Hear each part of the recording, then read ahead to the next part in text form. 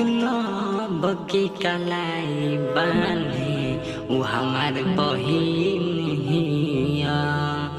बिना मतलब के कलाई बांधे वो हमार बहिन हिया। इहे तो असली भाई बहिन के प्यार हिया। इहे तो असली भाई बहिन के प्यार हिया। बिना मतलब के बांधे कलाई वो हमार बहिन हिया। बिना मतलब के बांधे कलाई वो हमार बहिन हिया।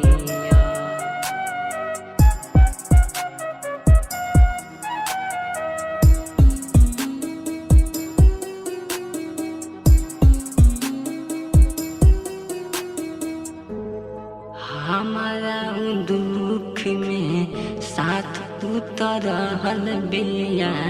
कौन मुसीबत परे रक्षा आके कैले बिया।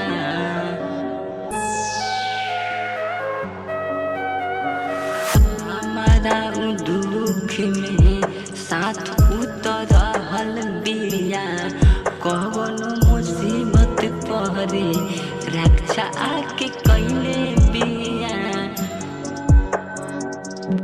दुनिया मारे ताना लेकिन इहे सच्चाई हिया।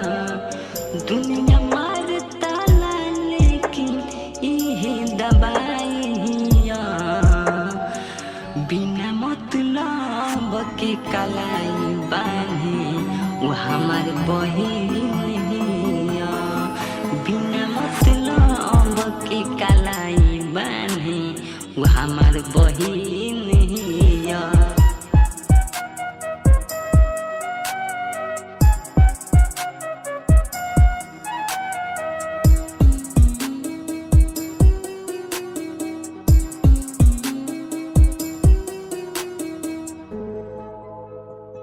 साहबका से बेसी उ त हमरे से लड़ेले। बेटा के जैसे उ त हमारा के मानेले।